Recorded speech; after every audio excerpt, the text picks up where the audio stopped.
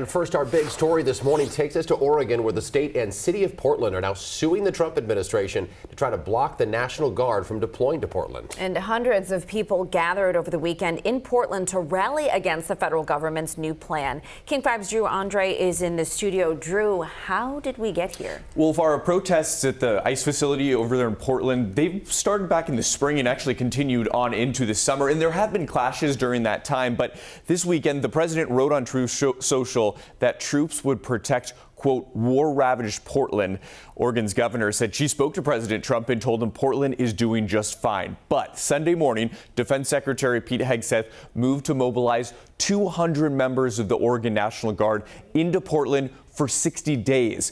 In response, the state and city of Portland sued the Trump administration in it, saying the deployment is not based on any legitimate threat, but is instead political. Here's Oregon's governor this weekend. He thinks there are elements here that create an insurrection. I told him there is no insurrection here and that we have this under control.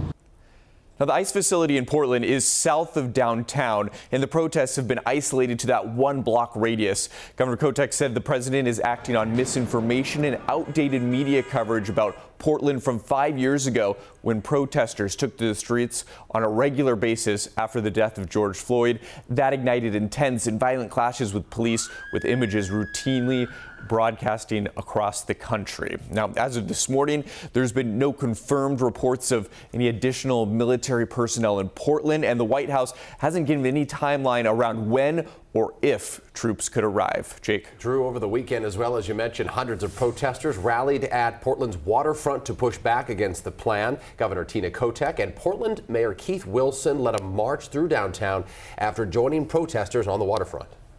We're a beautiful, nonviolent city of great neighbors, and we want to stay that way. I hope Trump and a lot of the other folks from ICE and others who are in Washington are watching us today and saying, I guess the people in Portland really don't think it's a hellhole. I guess they really don't want us here, don't really need our help.